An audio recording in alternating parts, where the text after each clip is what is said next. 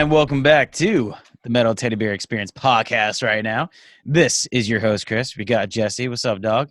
Yeah, what's up? How's it going, Puff? My co-host. And this is a special episode of the podcast where we have members of Hath. We have Pete and Frank. What's up, guys? What's up? Oh, sorry. You're talking to me? And we're going to go through our top 5 albums, metal albums of 2020. This is a nice little teaser episode. We thought we'd throw you guys like a bonus little episode, and we thought we'd bring back our bros in Hath. So thank you guys for joining. Much appreciated. Just balling with the bros. I got to ask. Thanks for having us. What are you guys drinking right now? Thanks. I am drinking, it's Half Acre Beer Co.'s Big Hugs. Let me see. Can I get that in focus? Yeah. I bought it because it had a psychedelic kitty cat on the can art. Pete, you got to do the Vox Hops guy when he screams that and then holds it up. Yeah, exactly. The Matt McGackie face. I'm drinking a beer from our friends at Broken Goblet. They partnered with Unearth, the of the band. So I was actually right when I said that. That's awesome. Yeah. It is it's an imperial stout with white chocolate. It's really good. Ooh, But chocolate. it's dork. Jeez. I'm drinking the void itself. I'm also drinking an Imperial Stout with coffee and vanilla. My man. All right, Jesse, show us what you got. I got a Nalgene with stickers on it. It's actually like a German beer of some sort. It's made in Germany. From a really small village, you might not. All right, guys. Well, thank you for joining. As I said before, let's dive into our top albums of 2020.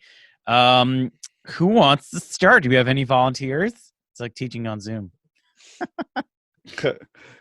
First one, turn the camera. Frank, you're not eating right now. You go first. Yeah, right. Why does that swap you? I'll go first. Hey, YouTube. Number 5 for me is Cult of Lilith's Mara.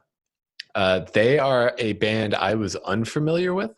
A friend of mine said, "Hey, you like tech death? You like bands from Iceland? You should check them out." I was like, "Okay, Icelandic tech death. I think I know what to expect."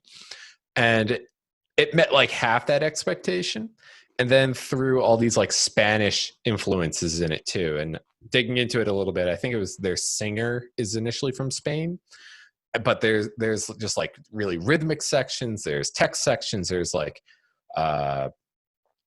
orchestral sections. It like came out of nowhere. I was like, what the hell? Like there's 30 riffs a song and it doesn't sound like riff salad. So like Awesome. I kept coming back to it. Oh, dude, that's awesome. That sounds like the best. It's like, especially when you got sick riffs and they don't just sound like they're just thrown together. Right. Like, nice. How many tech death bands fall into that trap where it's like riff, and it's just like A lot. Okay, enough. Like you're really, really good, but like, is it a good song? You care about songs? No, riffs, dog. It's all about Riff City. It's all about the riffs. That's the thing. Like, that's rare. Like, you got to find a tech death band who's like, you know what? How do these work together, though? Like, you can't just be like, I'm just throwing all these things in a pile, and here it is. Yep. I mean, this was the first time I listened to them, and first I was mowing the lawn when I first listened to it, and I was like, what the hell's going on? Like, this is not yard work music. I gotta like sit down and digest this. So for anyone who wants to check out this album, what track would you recommend? Is there any track you recommend? Let's see. I mean, it's kind of a cop-out. It's the first track because that's the one that sold me, Cosmic Maelstrom. Well, that's the point of most albums, right? The first track to get you in. Right, like it's got to get you in. If you got an 8-minute song to start an album and it sucks, I'm not listening to that album. Oh, it's true. You got to come out guns a-blazing. Yep, and they did. That track to me has like everything that the album, obviously the album will have, but like as far as like being the selling point, like, hey, you don't know us, here you go. Aces. Chef's kiss. Oh, Nice. What's your number 4? Number 4, Countless Skies with Glow. They are they are a band I had never heard of prior to like maybe a month ago. Willowtip, our label, signed them, and if you judge a book by its cover, like their album art is just like colors. It looks like a yeah. I just brought it up. Yeah, it just looks like clouds at sunset. I'm like, what is? I don't know if this is going to be a bad comparison, but it reminds me of like Mastodon's art mixed with like Samurai Jack. Just like the colors. I gotta look this up now. What the? Yeah, I don't know. That's what I just got when I felt look at it. It's a really colorful album. The dudes in it are from England, and it was described as like one of the best like unknown melodic death metal bands. I was like, okay, melodic death metal, that's a really loaded genre. And like, at least for me, like the peak of melodic death metal was like 2005 to 2010 with like Dark Tranquillity and Insomnium. And then it kind of like just kind of got blah. I don't know if I grew out of it. I don't know if I got bored with it. I grew out of it or what. But when I put Glow on, it reminded me exactly like of Dark Tranquillity and Insomnium.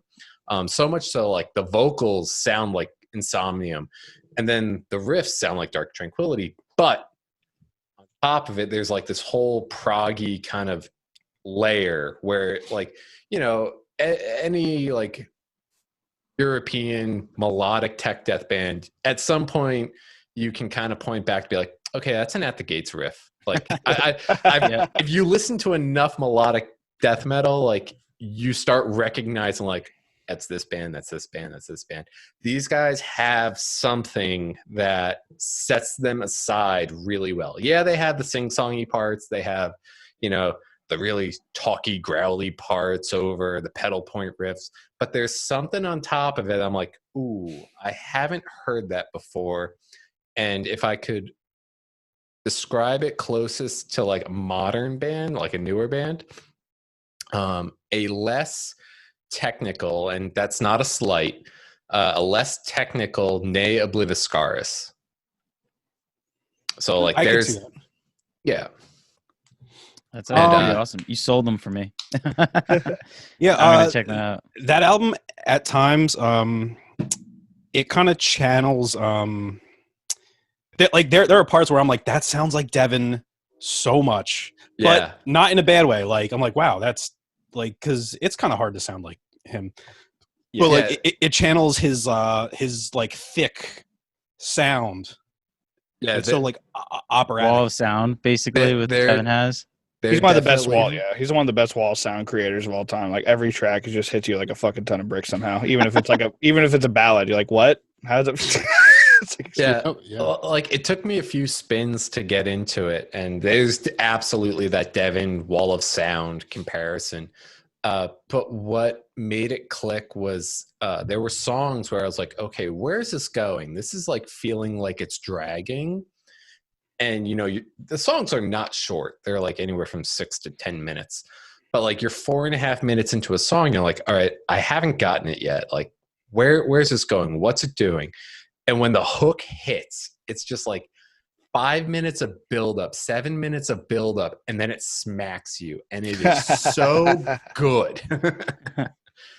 It really is. That kind of reminds me. Never mind. I'm not gonna bring it because some of us have it on the list.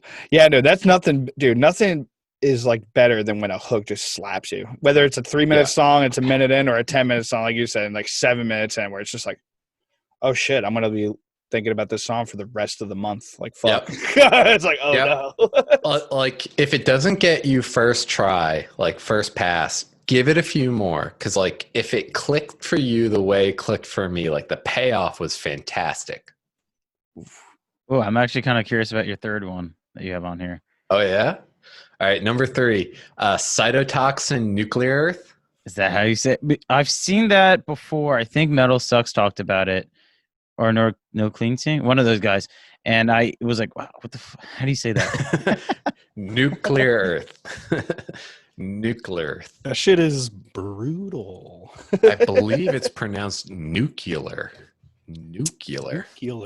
So, what are they from Europe?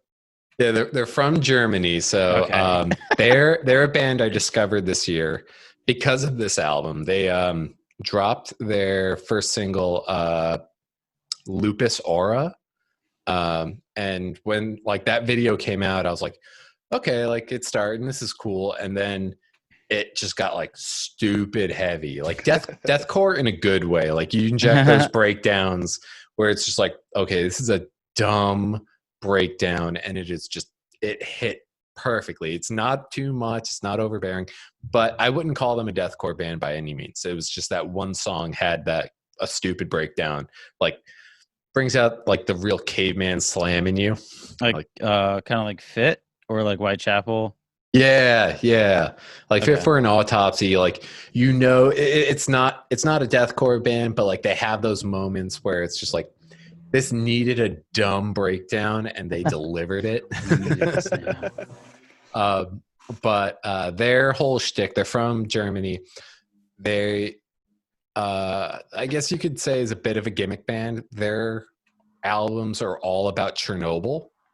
So like when they perform live, they've got like big radioactive cans on stage that are spewing colored smoke, like yellow and green smoke. They come out in like gas masks. They've got like little sound clips from like the Chernobyl reactors and stuff like that. That's their whole thing, is like nuclear and Chernobyl and all that. Yeah, I'm looking at their just Google what they have going on. It's very How funny. many albums do they have? They all look like Sid. 3. And it's all based off Chernobyl? Yep. Damn. Keep going. And like I'm a sucker for a good shtick. I'm like, all right, Chernobyl death metal hasn't been done yet. They're doing it well. I'm on board. It's like tech death meets like slammy breakdowns and just like brutal death metal influences. And the shred too, like the guitarists in it are great. Oh, damn. It's pretty ignorant. It's great. Yeah. Also, too, Ignorant fun riffs. fact on this album, they have like a whole behind the scenes making of video series on YouTube. You'll have to I send also- that to me. Okay. Yeah, I was watching the drummer one, and they're like, he's sitting in a chair and like real candid. He's like, some people ask like, why isn't there any hi-hat on this album? And there's no hi-hat on the entire album. He's like, the answer to that is because I forgot it the day I went to the studio. I love that. He just forgot to pack his hi-hat, so there's no hi-hat on the entire album. Oh Wow. my god. That's so crazy to me. Yep. He just worked around it. Also, He's like, imagine I'm not going back and getting it. Yep.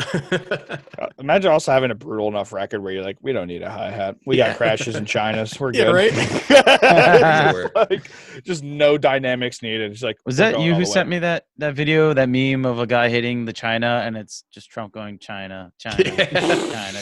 Stupid. That's our dude's Burial in the Sky. Yeah, they spliced that together. Yeah, that was pretty awesome. Dude, what the fuck? I'd All right, what freak do you got out. next? What the fuck? Oh, this one's a good one. Yeah. Number 2, this one I did not think was going to be this high on the list. I thought it was going to be a number 5 until about a week ago. Was The Ocean with Phanerozoic 2, Mesozoic, Cenozoic. Bite the bottom of my lip.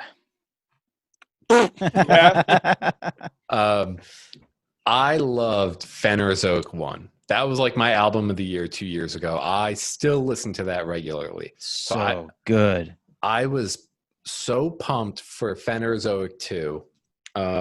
First singles dropped, didn't really do it for me. Like, was it second track?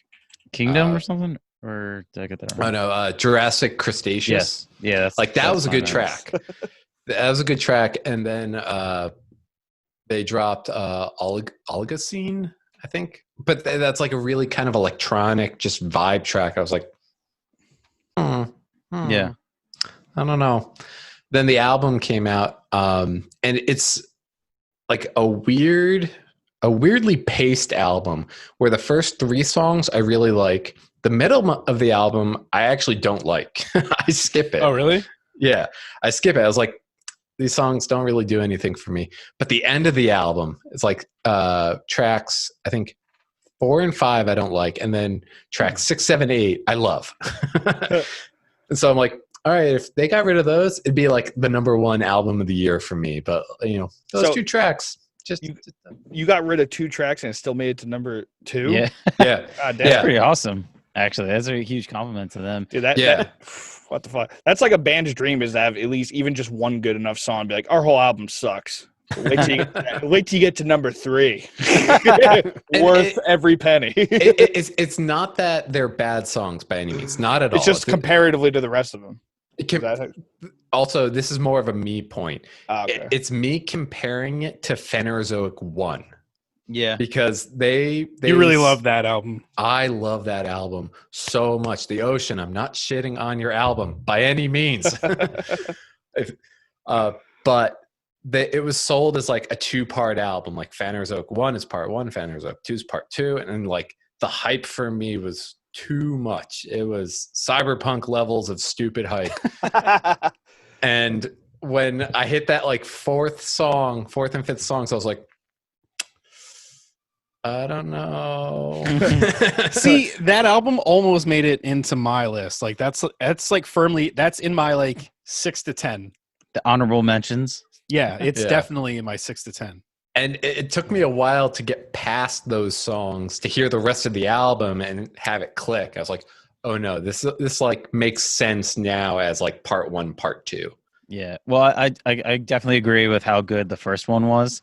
Was that 2 years ago? Or was it? Yeah. And I remember I was like, holy shit. Actually, I was trolling our boy Kevin about it too. I was like, yo, this is like too sophisticated for you. Go back to your bands. You don't think enough. He's like, what are you talking about? What do you know about dinosaurs? So, yeah, I love that album so much. So when this album came out, I had the same reaction as I was very disappointed just because I was comparing it to the first one. Yeah. It didn't make my top 5. Spoiler alert. I had that's the perfect point. Like I had to get over comparing it to Phanerozoic 1. Like once I listened to it as like its own album, it was different. Like that's where like literally a week ago I just started putting it on and I kept finding myself putting it back on and back on. So 6, 7, 8, you'd say your favorites? Probably second track, Jurassic Cretaceous. The single. The names on this album.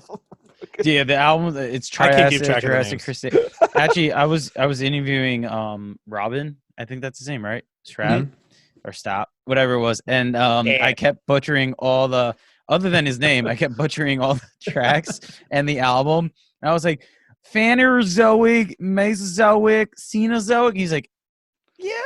You just start calling them numbers. So Jurassic Cretaceous, yeah, number 2. So you just give it up.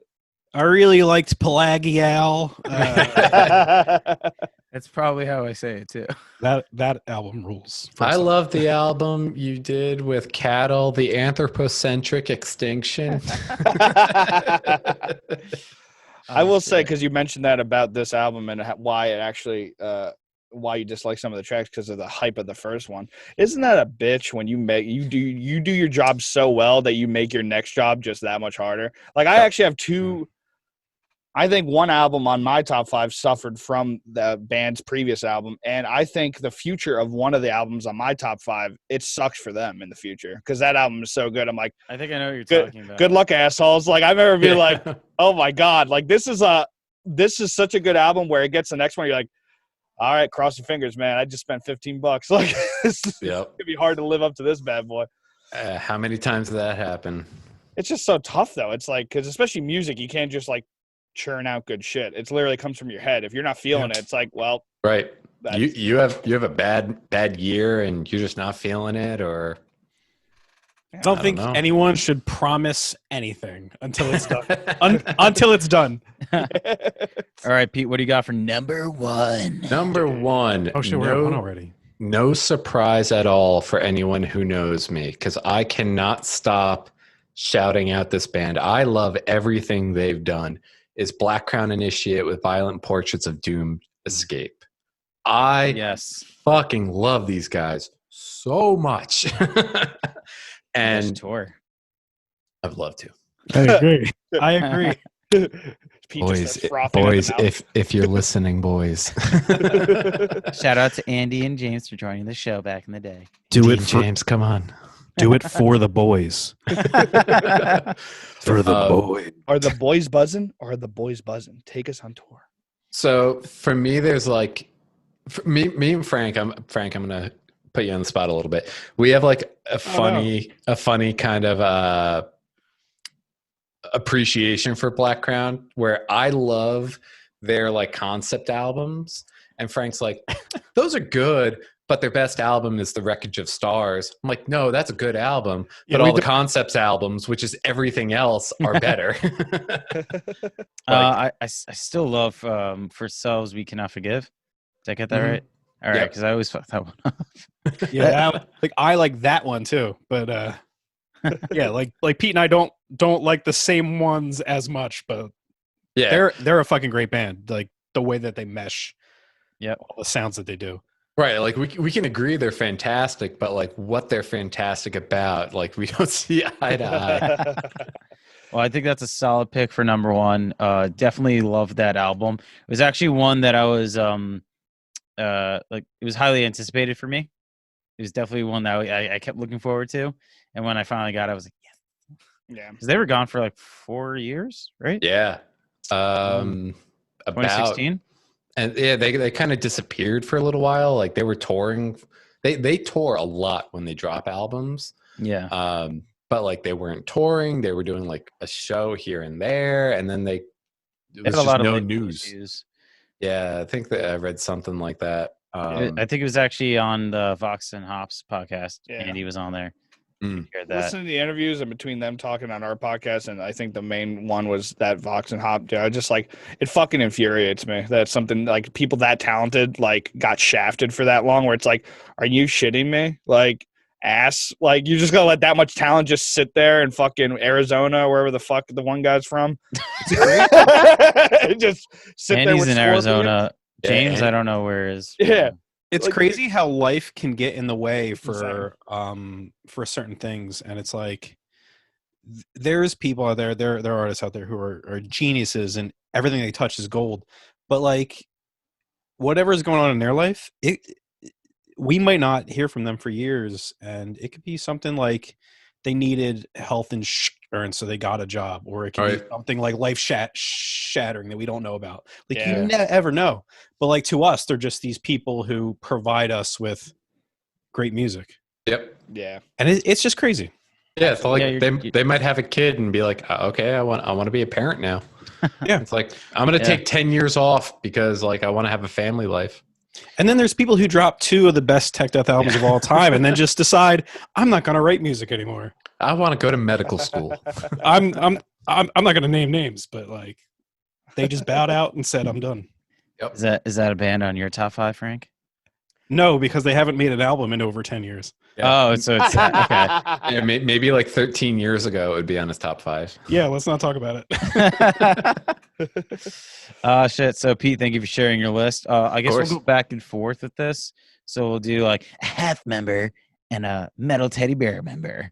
All right, I'll just go next. Just because I'm talking already.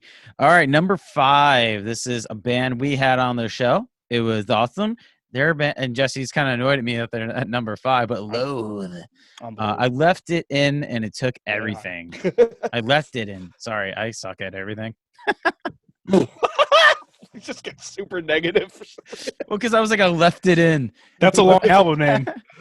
I let it in. I left it in. My life is pathetic. All right, Chris. All right, let me get it right one more time. I let it in, and it took everything. Loathe put out an awesome album this year from just from bringing the heavy on like their tracks like Gore and stuff like that, and then having songs like Screaming. I feel like they just have the total range of like I don't know, just like the modern day sound, you know, like what bands are kind of going for. And they put their own little twist to it, and they kind of brought that Deftones feel as well. And I feel like it just, I don't know, it just really caught my ear, you know, really caught my attention because I never really heard about them before. My friend recommended them to me, and I was like, oh, okay. And I heard it. I was like, oh, wow, I really like what they were doing here. And they like the way they transition between it is very smooth as well. My hand motions trying to get that. Very wavy. Yeah. But yeah, no, 5 Loathe was definitely an album I was very excited about. Because especially too, because never heard of them before. And you know, when you like listen to a band at first, you're kind of like skeptical or whatever. This is a fresh band I never heard of before, and they were awesome. And then having them on the show to talk about it, we had Kadeem on the show, the vocalist, to talk about it. It was so cool just to pick his brain about it. And also, basically, you'd say, like, we probably agree, catching a band that's probably this is their moment. Like, when there's bands, there's albums where it's like, all right, they made albums before, but then this is the album that if they're going to get famous and they're going to make a living off of this, this is the album that they're going to do it. So putting it in Metallica terms, would this be the Black Album? This is Saint Anger. I'm telling you, it's big time. Okay. Wow. This is their Invisible Kid. Let me tell you. It's a hot take. They're not coming back on. I'm kidding. Smoldering take. That is some kind of monster take. I'm glad to be here for the last episode of your podcast. We only made it to like 34. Wait till my top one, Lulu. I know it didn't come out this year, but every year since. Number 4 for me was Trivium. What the Dead Man Say. This was I'm a huge Trivium fan. As you guys tell, I've had them on the show 5 times now. Huge Trivium fan. I've seen them so many times. So this was an album I was really excited for this album because the Sin in the Sentence was such a return to their heavier sound, like the Shogun kind of sound that they had. It's kind of stayed away from Silence in the Snow, Vengeance Falls, and all that, which they're not bad albums, but they're nothing compared to Shogun and Ascendancy and that kind of like heavy Trivium vibe. But it also had a lot of melody in it. And I feel like this album did just that when you have like, again, I'm going to butcher this, Amongst the Stones and Tombs and Stones. Shadows and the Stones. Oh man, dude, pick, bro. Learn. Bro. Listen, I gotta make the meme about my show correct. I butcher everything. All right. It's numbers from now on. No names, just numbers. Just numbers. All right. Let's see. I have the track list right here. Track 4, Amongst the Shadows and the Stones. Yeah, and then they had the Defiant, which was like a huge throwback to their older sound. Like it really reminded me of Ascendancy. Actually had some of that good old In Flames kind of flair that they had on their first records too, which they don't shy from at all. Like they love that In Flames sound, and so do I.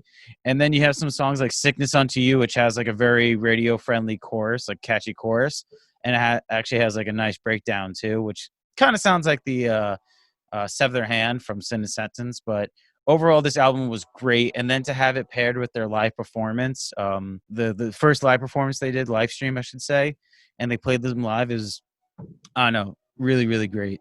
I love this album a lot. And yeah, you guys can hear the train behind me. Yes. Train loves it too. No, the album was fantastic. And like I don't have that on my top 5. Sorry for spoiler, but I will say, like, when we had Paulo on, just like I had to talk to that guy. It's kind of weird when a band's like 20 years old, and given they started when they were like 13 or whatever, and they got big when they were like 17, like 16. Really it's weird when a band can, like, their 2 biggest albums were like in the beginning, like everyone loved, like, and then like Crusade, like whatever fell off, but people like Shogun, people like Ascendancy, Embers. But to me, like, I think Sin in the Sentence was like, I fucking barely listened to them. I went and listened to Sin in the Sentence. It's like, holy shit, this might be their best album. It's almost like 18 years into it, and then they released this album, which is just even more like a banger. It's just Bangerville. Like, Paulo kind of said it's because of Alex Bent. Welcome to Bangerville. Welcome to Bangerville. Population U, brother. But it's like what Paulo said, it's because of Alex Bent. They never had like this competent of a drummer who could literally do anything they ever wanted. When he plays, like, I mean, I'm just stroking him off, and plus I love the band so much, but Okay, when he plays like the older songs, sorry guys, but you kind of see he's just like, chilling, doing his thing. But when he plays like the newer songs that he wrote, you see him like all over the place, and he's like trying, like, to him, like, it was so, I don't know, the older songs were so easy to him, and then he adds all this extra flair to the new albums. Like the first like 3 Trivium drummers were afraid of blast beats, so it's like the second. It was nuts. First off, I agree, and a lot of songs would be better with blast beats. And I like this new album, but I'll say Shogun is my favorite Trivium album. I listen to it still. Shogun fucking slaps. It's great. But just a tangent based on what you just brought up. They had a song on the soundtrack for God of War 3. So did Opeth randomly. And the Trivium song, I believe it was the first Trivium song with a blast beat in it. Yeah. I remember hearing it and I was like, where has this been all this time? Like, this is so great. Well, they used that as the track to introduce their new drummer, Shattering the Skies Above. Yeah. Well, he was in a deathcore band. I forgot. It was before In Waves came out, I believe. So like it was everyone's first chance at hearing him. Yeah. It still blows my mind that In Waves was like 10 years ago. Right? Oh my God. That was like new Trivium for me too. Like here comes the new Trivium. I remember the day I got it.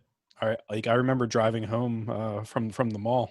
That was one of the last CDs I ever bought in a store.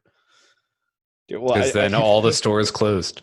I felt so bad. Kevin went to like Best Buy a couple times to look for albums, and they didn't oh, we don't do that anymore. And Kevin's like, we have Garth Brooks albums. We have a single album. By the way, the drummer was Nick Augusto on the In Waves album. Who they were telling? I just want to give him his credit because he was doing great. Also, that song came out of fucking nowhere. That Shattering the Skies Above, dude. It's just like banging chorus and then just heavy as shit. I was like, God damn, dude. That's like, but it's so funny. Like, I just want to say one thing. Yes. It's dude, it is weird how like albums freeze in time. Like I saw Parkway Drive like Warped Tour in like 2011 or 12, like 11 maybe 10. I saw them like 2 years ago, and they're like, "This is an old one. It's like 10 years old. This is from the Deep Blue album." I was like, "I thought that was their new album. That's like 4 albums ago. What the fuck?" I was just sitting there. I was like, "What? I just froze in time or something? I'm still a Warped Tour." Yes. Opeth stopped screaming like 12 years ago. Think about that. I know. Crazy. I don't want to. That's crazy. Yep. It's just crazy how time passes like that. They're like at the point where they have just as many singing albums as screaming albums. Almost. Also, dude, that's crazy. Which is crazy. It's wild. Everything's crazy. Dude, everything's nuts this year. What is time? Also, to make a decision like that too, especially in a genre like metal, it's like, yeah, we're not going to scream anymore. It's like just bold. Everybody, just the crowd losing their mind. And he had such great growls. It's bold. It's bold.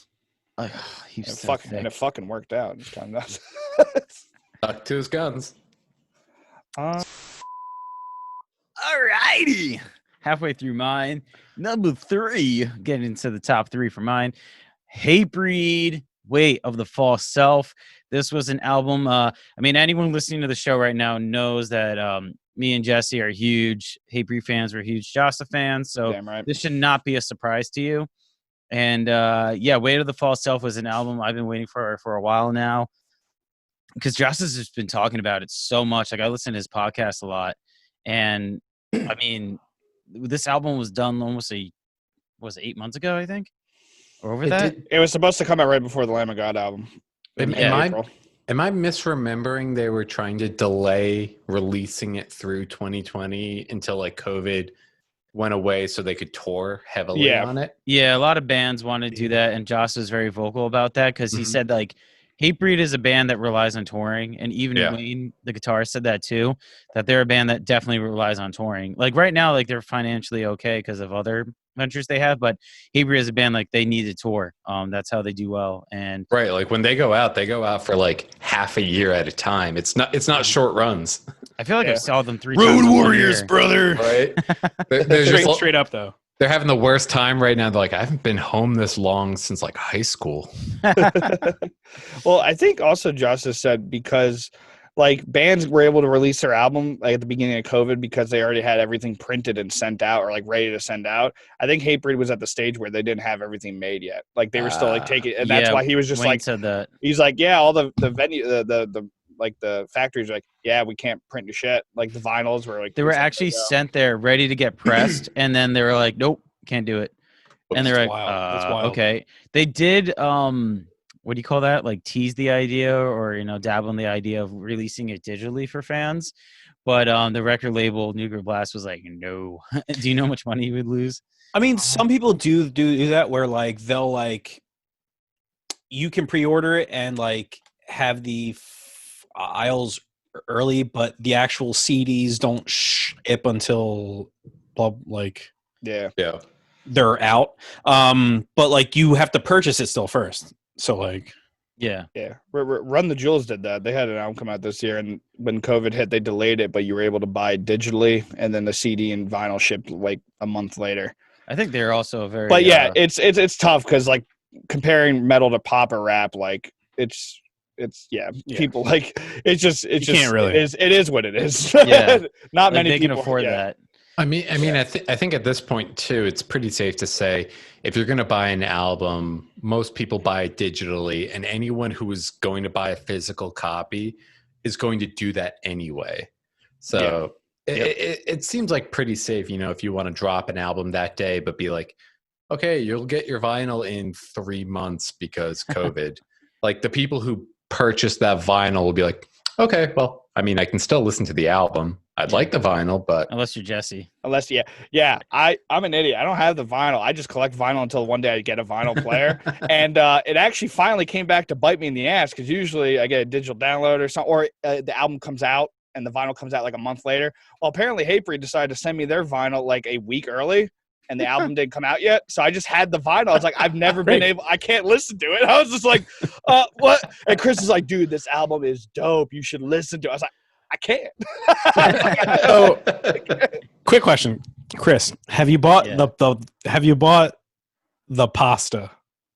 Of course. Pete didn't tell you. JV pasta. The fucking Josta pasta. Josta pasta perseverance penne. Yeah, he was talking about he was trying to get So other good. people to do the same thing with like other types of pasta. Oh, Yeah. It was so funny, dude. I don't know if they're out yet, but like he They're down for talked it. about like 4 others. Yeah. Actually, bands were commenting. Des Fafara, they were going to do Farfalle Farfara. Yeah. There was going to be oh my god, I can't remember. Cannibal Corpse was going to be Cappellini, I think. Cannibal Cappellini or something like that. There's going to be all these like funny recipes too. Well, Randy's got his own candy now. Yeah, I was just going to say that. Like, Josig has these random ideas on his podcast, and then he goes and do like Randy's candies. Dude. It's nuts. I don't know what Hath could do. We could do like Hath bath water. That's actually one of our random silly questions. Hath water. Bath bombs. Gotta have it. Hath bombs. Yeah, we can do bath bombs. Like charcoal activated hath bombs, so it turns your whole bathtub black. Look, hear me out. Shred Hath and beyond. You can buy blankets and guitar. I'm gonna save that real quick. I want these. I expect these on the next pre-order for the next album or EP. We've been talking, and if Nissan could get their act together and put together a viable tour bus or tour van alternative, we would sign up for a Nissan Pathfinder. Oh, I love it. God damn it. Dude, with every purchase of the car, you get the album. Yeah. It's already in the car. Instead of a classic car horn, it's Frank going bleh. Yeah. Oh my god, dude. Yeah, it was funny too because like I don't know if you guys follow Doro Pesh, but I had her on the show and she talked about putting out her perfume for him or her with every album purchase. I was like, I never heard of a band putting out their perfume. And then I talked to one band too, like, and Metallica had their own children's book, so they're like, yo, I want my own children's book too.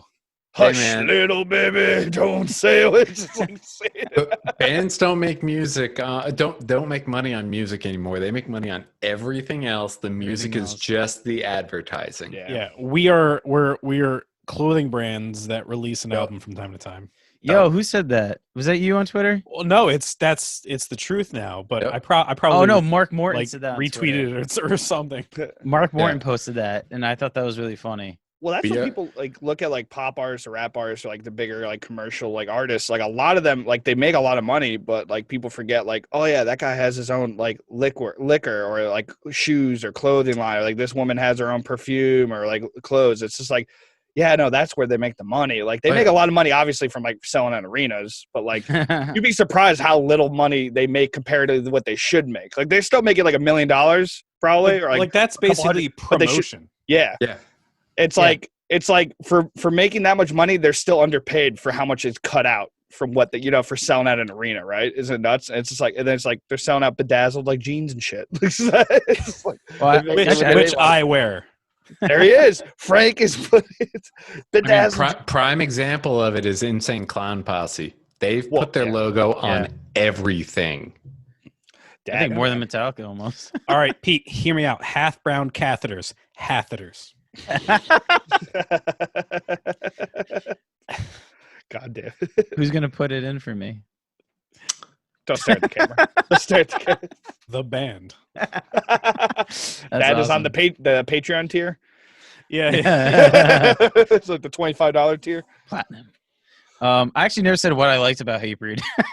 Oh, sorry. I was like, yeah, but pasta. That's all I care about. We're on pasta and catheters now, dude. We're past. Just album hits hard. Really, it's just it's good, I guess.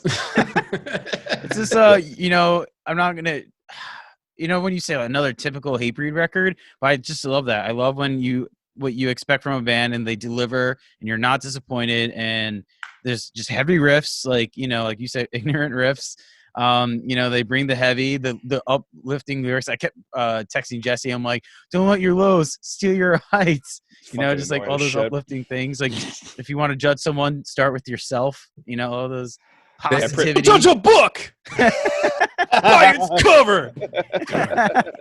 I just love that. I'm like breaking leaves. I'm like motivated. I'm like, fuck yeah. There are so few bands. There are so few bands that are that far in a career. Like, they have so many albums under their belt and have developed such a sound and are able to like just put out another album and be like, what it's going to sound like. Like, you buy an AC/DC album, what it's going to sound like. You buy a Black Dahlia album, what it's going to sound like. And it is so hard to like be that band and keep that like momentum going. How many bands have been in the game like 20, 25 years and they release the same album over and over and fans fall off? Yeah. But yet, like, Hatebreed's one of those bands that like they put the same album out, not the same album, but like you buy a new Hatebreed album comes out, what you're getting. There are very few surprises, but yet you still love it.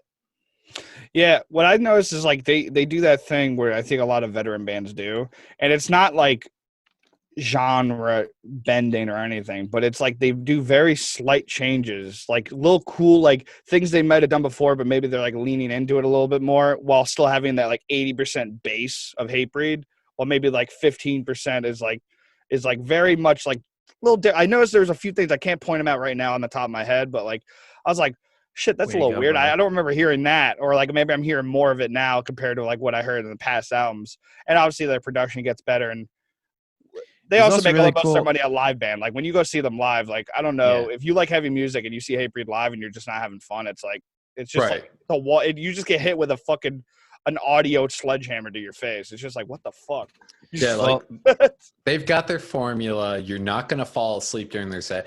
They're not doing 8-minute bass solos. Like, what Hatebreed is. You know what they're about. And it's just like a testament to those kinds of bands that can do that and like keep that momentum going and get that excitement and like stay fresh. Like, it's not the same album. It's not the last album, just slightly different. Like, it's still a new album. Yeah, you're not gonna be surprised. AC/DC actually dropped an album this year, like recently, and there were people who were like, this isn't good, it's the same old song. And I'm like, are you surprised? What were you expecting for the like 23rd AC/DC album? Yeah, 50 years into this, they're not reinventing the wheel. I fucking want another Highway to Hell. Fuck you. That's what I want. That's why I never understood with bands like that when people get like disappointed. It's like, why'd you go in thinking it was gonna be a jazz album? I don't know what the fuck. It's like, don't you like the band already? It's like, yeah, they're gonna release more of what you like, right? I don't know what you expected. It's like, I don't know how many bands change a genre or change their whole identity every album. Like Dillinger, what else? barely any. Like, yeah, it's like these crazy prog experimental bands that are like 1 out of like 100 actually make it. I'll think of one just to prove you wrong, and I'll be like, yeah, well, what about this band? I just log out. Devil's advocate. I Yeah. would like to hear Iron Maiden with blast beats. Well, that'd be legend. That'd be really cool. Wasn't that on Authrock? They did a cover of Power Slave. Oh, did they? Yeah, I showed it to Kevin. I was like, "Hey man, Oh, what hear it. do you recognize the song?" And he's like, "No." And he started listening. He was like, "Wait, is that Power Slave?" You don't recognize it. Come on. Yeah, no. At first, I had no idea. I just was like, "Oh, another a non-Authrock song." And I was If, like, "Oh." if Nico just started like blasting out Gravity Blast, I'd be here for it. Well, here's the thing. He's got the single foot pedal speed. He could definitely rip out a straight single blast pretty hard. He's pretty strong, too. Like, he hits hard. It'd be a nasty blast speed, honestly. How strong is he? On a scale 1 to 10, he's maybe an 8. Maybe a 9. All right, number 2 for me. This is a band that Pete put at number 1, Black Crown Initiate. Yes. Blind Our Portrait first of Doomed duplicate. Escape. Yeah. This is a band that like we said before, the last album was so good. Really looking forward to this. Such a good album. Then talking to Andy and James, and then finding out like how much work and effort they put into this. Like, dude, James got perma headaches from singing on, I think it was Trauma Bonds. Really? I think that was it. Yeah, I forgot I'm pretty sure that's a song. I don't want to go on record saying that, Yeah. but if you want to find out for sure, tune into the episode. I forgot what episode it is. I'll But have to go back and watch. it'll pop up here.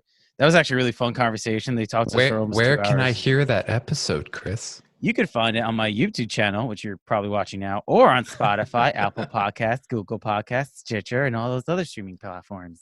Oh, and that's the Fantastic alley-oop.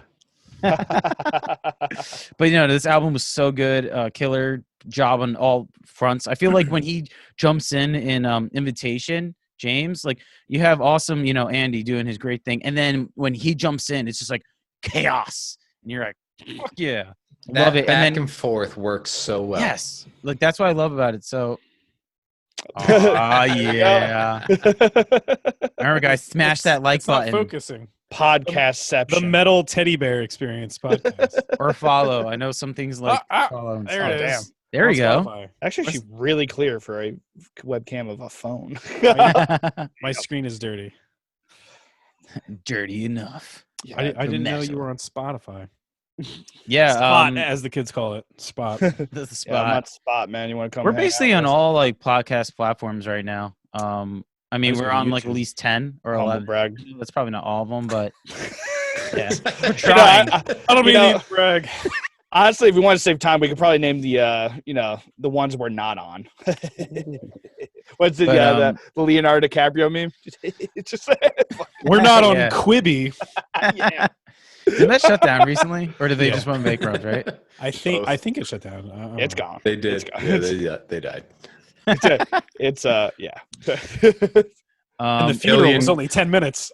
$1 billion well spent. Oof. It's crazy. I don't think there's to about. ever been $1 billion well spent. Hot take. Yeah, I don't know. I don't know what you'd spend. That $1 classic on as a family hypothetical. movie. That classic hypothetical. How quickly could you spend $1 billion? Quibi. Oh, shit. Yeah. Yeah, they really did. I Hot was like- takes with Peter Brown. I don't know why I took that seriously. I was like, well, all my hobbies aren't that expensive. I don't know if I guess I could buy like houses. Just keep buying houses. Take a long time. Just buy Yeah, some just make Quibi. franchises. Yeah, Just buy like the Rangers. Just when Reno 911 got back off the ground and they just sank immediately. Are you guys ready for my number 1 pick of Yes, 2020? Born All right, ready. we got Killer Be Killed with Reluctant Hero. And this is a nice little super group. They formed back in like 2014, 2015. This is their second record, and it features Max Cavalera from Soulfly and, Sepultura. Greg from, there we go. Nice, Frank. Love Max. And then you have Greg from Dillinger and, Black Queen and all that. Ben on the drums from Converge. And I'm definitely forgetting someone. You Oh, Troy are. from Mastodon. Troy. There you go. What's your problem? I was Yeah, like, really. wait, that's the Troy band. I was like, waiting for it. Actually haven't heard this. Because, like there's 1,000 bands and Yeah. albums. It's really hard to keep up with who the super groups are. Like there's Killer Be Killed, there's like Light the Torch. Wasn't Jesse from Kill Switch in one, and Howard from Kill Switch is in another one? That's Light the Torch. Oh, that is like okay. Yeah. Well, I mean, they all do like little side things here and there. Right. Like it's like who's like the one off and who's like the band. I might be a dick here, but I think like I consider like Killer Be Killed really the only true like I can't think of any off of it, so I might be speaking completely ignorantly, but like every supergroup, I feel like every supergroup does like one album, right? And they're like, oh, that was cool. It's like, nah, like Killer Be Killed is a true band. The only reason they can't do more is because they're in 4 very popular bands or projects at the moment. It's like, but they made 2 banger albums in a row. It's like, what the fuck? Well, the first album actually didn't have Ben Kohler from Converge. No, that insane drummer. Oh, yeah, David Elich, I think. Dave Elich, yeah, from Mars Volta. He was actually on the first record. And I think they actually have another guy helping them out in the studio. I actually want to give him credit. Is it Juan Montoya? I'll allow it. You can give him credit. Yeah, I think it's Juan Montoya. I will allow you to give credit to one person on this podcast. Choose wisely. I will allow you to give credit on your podcast that I am a guest on. Thanks, guys. But yeah, when we were talking about trading off vocals for like albums like, Black Crown, like Andy, and dude, Greg and Troy, the way they go back and forth, and then when Max comes in with that like, the typical like, Max kind of like vocals, I love it, and breakdown, it's so good. And then like it is obviously Greg has such range where he can sing really high, low, the screechy screams, like and then Troy, screechy screams. That's what I came out with. I'm very articulate. But I really think that this is an album that I didn't think was going to be number 1 for the year. I thought it was going to be, like their last album was very good. The debut was very good, but holy shit, this album was amazing. On praise. Yeah, nice. Yeah. Something worth checking out. Yeah, if I have to recommend a song for you guys, it'd probably be Dream Gone Bad or Dead Limbs. Oh, that's actually that's a dope ass song name though. Dead Limbs. I kind of like it.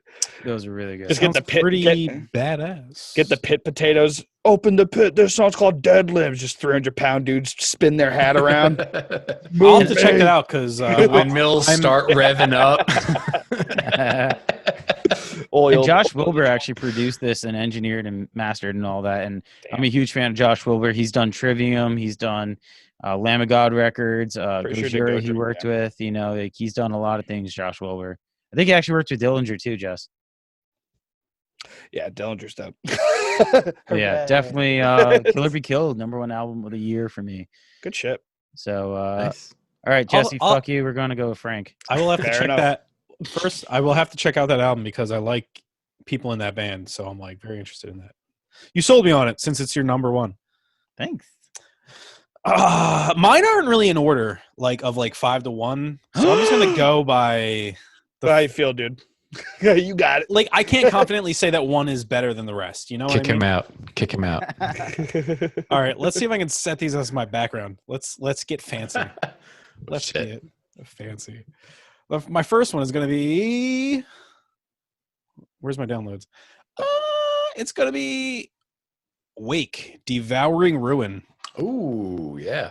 This band, they've been playing for a while. A lot of people consider them a grind band, but this one is very blackened, and it's fucking heavy. Like this thing is so intense. It's downright punishing. Like I can't even tell you a best track on it because just the whole thing front to back. It's a masterpiece. Like I actually hadn't heard of this band, and I saw people just praising it online, and I checked it out and I was like, this is fucking insane. They dropped this in the spring. They actually dropped an EP in either October or November, like so twice. They dropped something twice in 1 year. Damn. But yeah, they've been playing for a long time. I'm surprised that I hadn't heard of them. But yeah, Devouring Ruin. Sick album. It's so fucking heavy. It's so angry. it's if I had to pick a one, this would be my number one. Oh, really? Starting But with one already. But I'm not going to pick a number one. He's gonna say that 4 more times. Yes. My favorite is when you get through all 5, and my number one, Wake. It's just like Wait a My minute. number one, Charlie XCX. Yeah. So like the cold brew lady from Dunkin'. what? Isn't she like? Didn't she get her own coffee at Dunkin'? I don't know. I don't know any story about There's that. like a Charlie cold brew and without the E. Is it spelled with no E? I don't know. Maybe. Wait, Okay. America runs on Dunkin'. I don't go to Dunkin' really, so. Well, I went to Charlie. I was like, I had your cold brew today, and he's like, "What are you talking about?" No, never mind. If it's important to people, these guys are from Calgary. Oh, good. I can listen to them. Yeah, right. Plains. They're a Calgary black If they're from Minnesota, grind band, forget about but it. this album is pretty black and I don't know. That's just my opinion. A guy who's not primarily into grind. What's my second one? Let's see. My second one, Thy Catafalque. These guys are on. What the fuck? Yeah. Gangster name. What does that French mean? or French Canadian? No. He's from Hungary. Oh, And they're on Season of Mist, I believe. I think it's Okay. just the one guy. That's a solid label. So this album, there's parts on it that are like skronky, droney, like Gorguts type stuff, and then there's parts of it that are like folky, drawn out interludes, and then there's parts that are just like driving, like things that you can like sing along to, like bangers. And there's a couple parts in it that are like genty jams, but it all flows. Damn. Like it's got a very smooth flow, and they're considered like avant-garde, like heavy. I don't know. yeah. I just looked them up, and the number 1 fans also liked on Spotify is Soulfald, and I fucking love Soulfald. You should check this out. It's Yeah, dude, I'm adding it to my list. yeah. So the strongest track on here, actually, strangely, is the final track.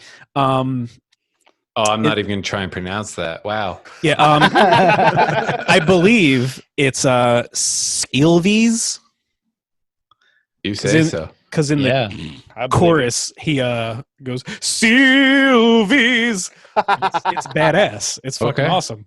Okay.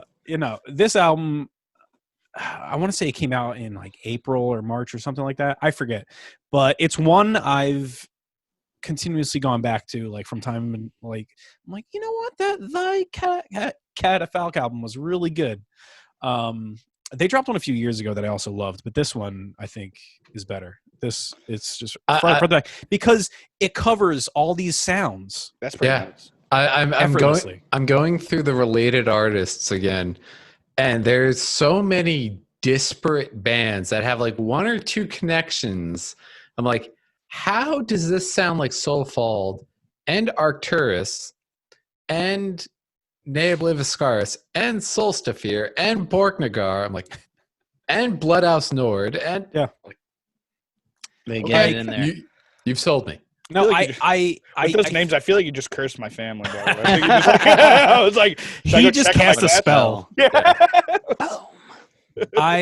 I think the band is one guy, but I feel like I read somewhere that he got new people to join the band. I haven't dug deep enough to know because Hell, Frank.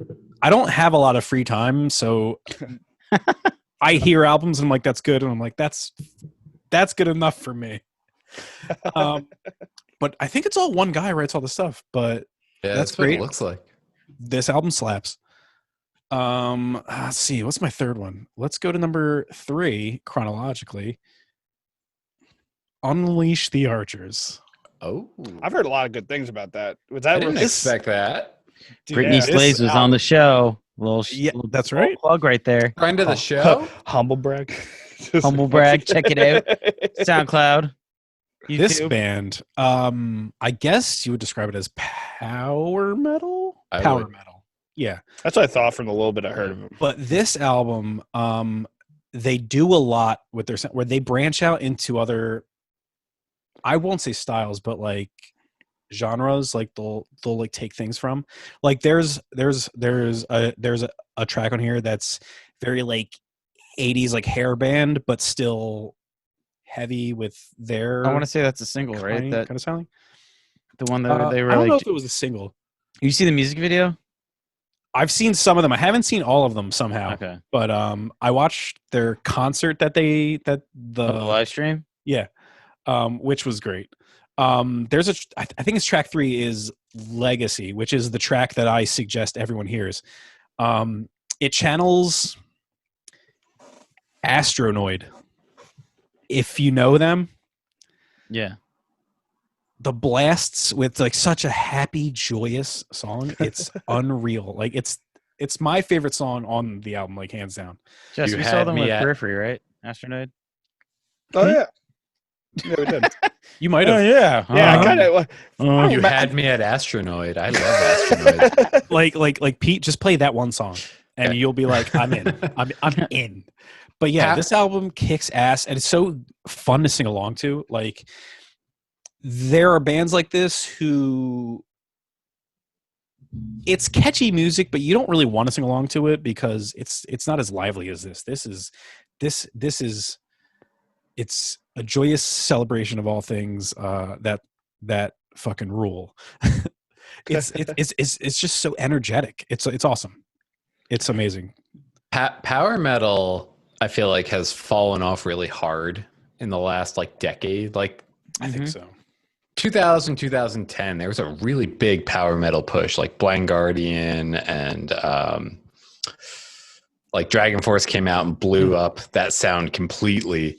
And then it kind of disappeared post 2010. And I really haven't heard of a power metal band get any kind of hype, any kind of like mainstream hype or like almost universal love until this album. I haven't listened to the whole thing. I've heard it like a few tracks here and there, but like every time I've heard someone bring up Unleash the Archers, it's never lukewarm. It is like in the deep end, like they are here for it. They are selling you. Like they love this album. Canadian power metal. The thing is, this album, you don't have to be a fan of the genre. Because like I don't really like the genre, but this album rules front to back. Killer songs. They shred. There's at least one song where the guitarist sings as well, and just everything blends so well. This album rules. Like once again, if I had to pick a number one, I would feel comfortable saying this one. Third number one of the list. Nice. What you got next? What's next? My number 4, Melted Bodies. Enjoy Yourself.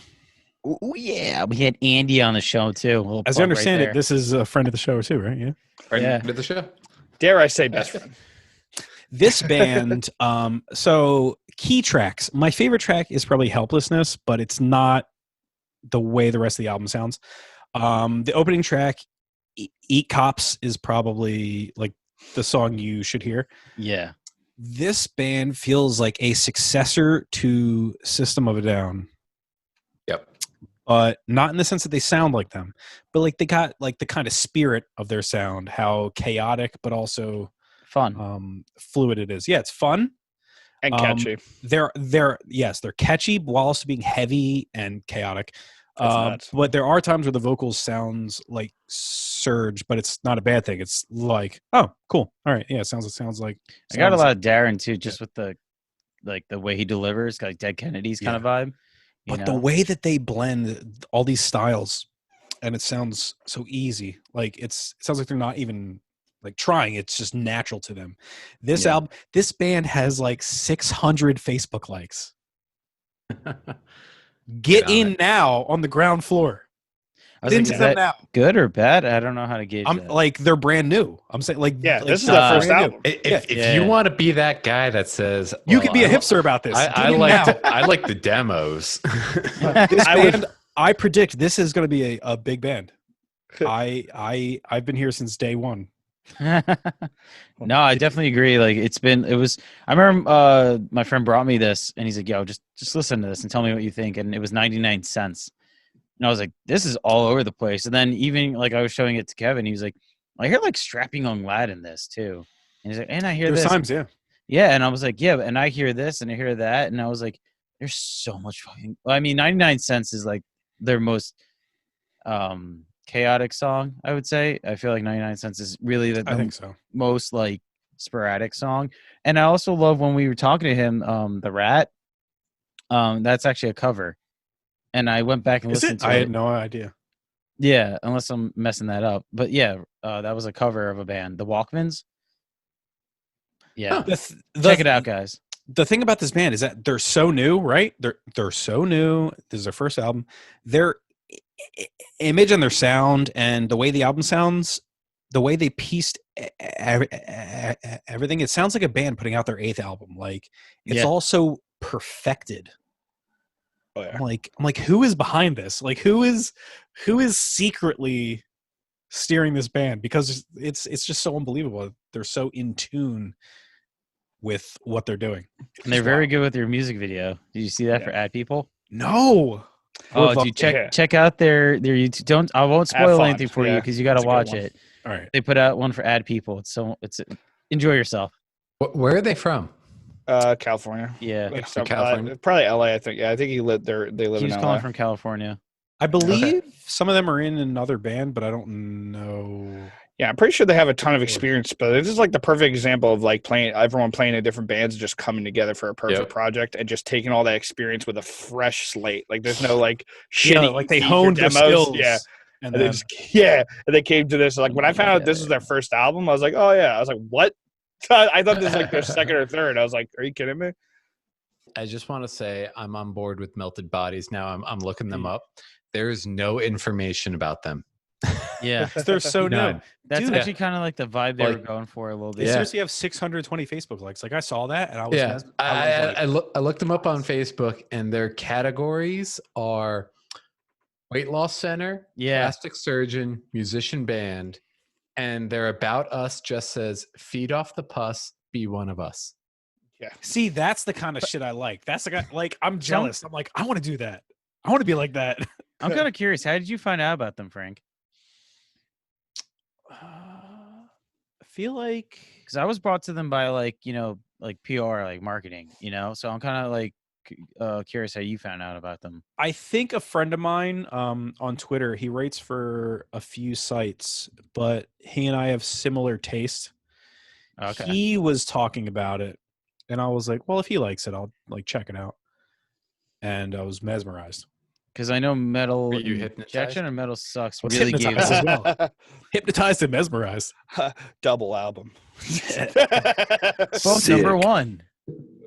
I contributed to that. I bought them. I pre-ordered them both back in the day. Speaking of System of a Down, I remember I wasn't allowed to get the explicit. I can only get the clean version. I was grounded, and my mom still took me to pick it up. Because I paid for it like weeks prior. So I was like, I know I'm grounded, but like I paid for it, Mom. She's a good mom and a cool lady. She is cool. I found out the hard way that explicit existed when I bought like a Mudvayne CD, and I was like, it was just like all the curses just blanked out. I was like, oh no, determined. That actually helps me out a lot right now. Determined. I was like, what? I was like, my brother had this CD. Why is it doing that? And he's like, oh no, it's bleeped. I found out the opposite way because one year for either my birthday or Christmas, someone in my family bought me chocolate starfish in the hot dog flavored water. And the fucking the uncensored version. I was like, let's put this in. Hot dog. It's a fucked up world. It's a fucked up place. Yep. How crazy he actually sold hot dog water.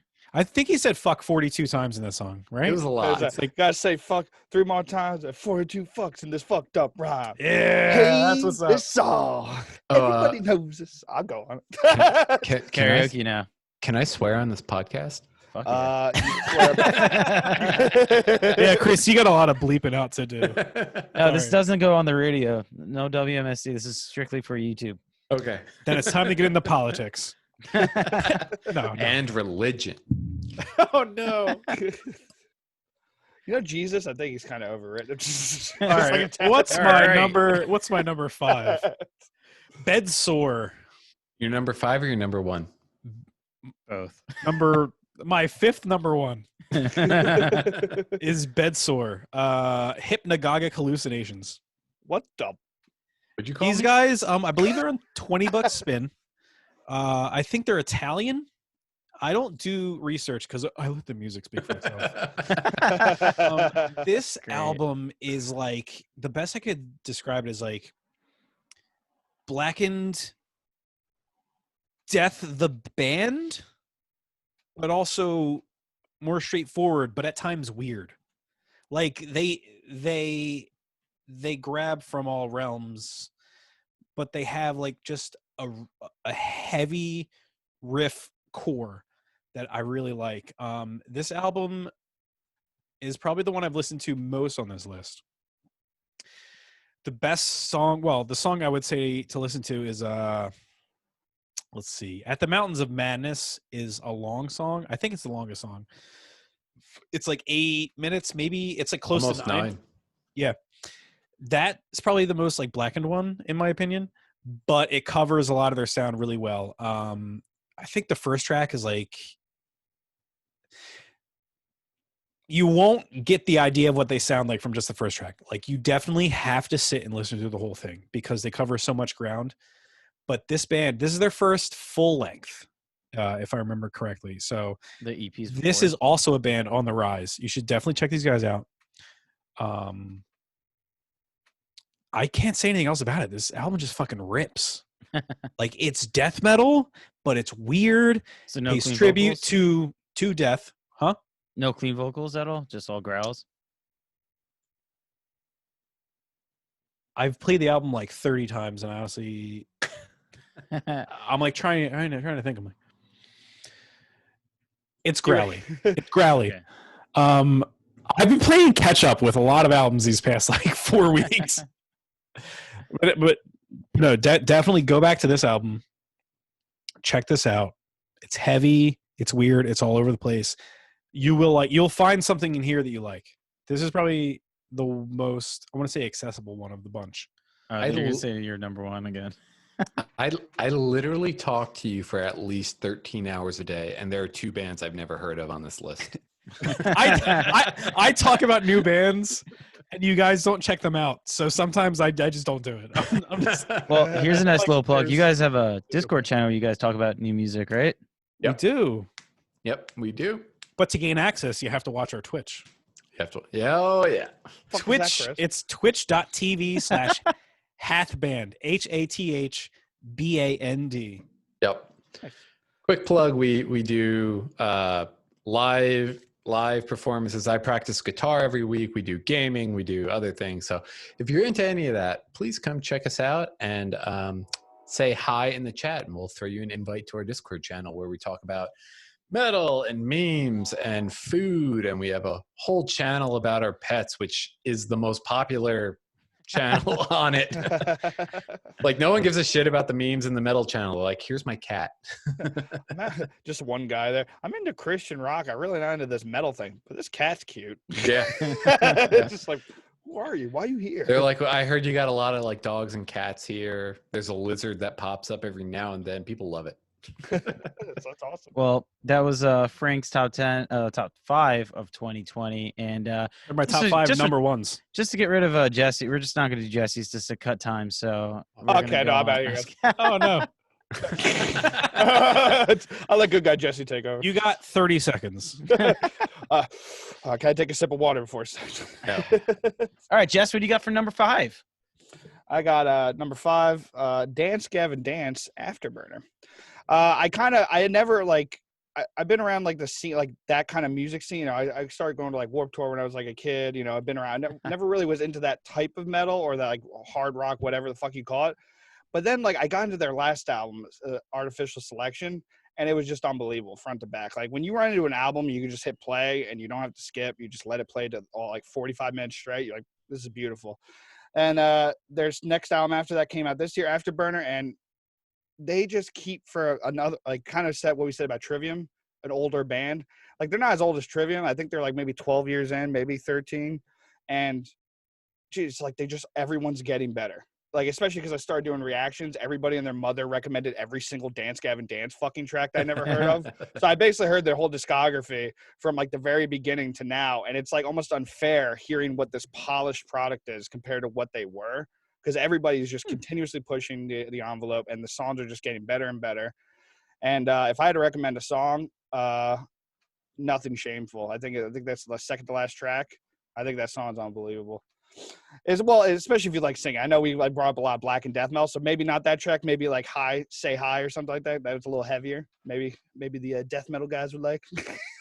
They're one of those bands that I never got into, but like whenever I hear about them, it's never a small thing. It's like, oh, Dance Gavin Dance made a headline because they're throwing their own festival. Oh yeah. Or like Dance Gavin Dance, like, oh, they're in a headline because they sold 100,000 albums in a month. It's like, yeah, what?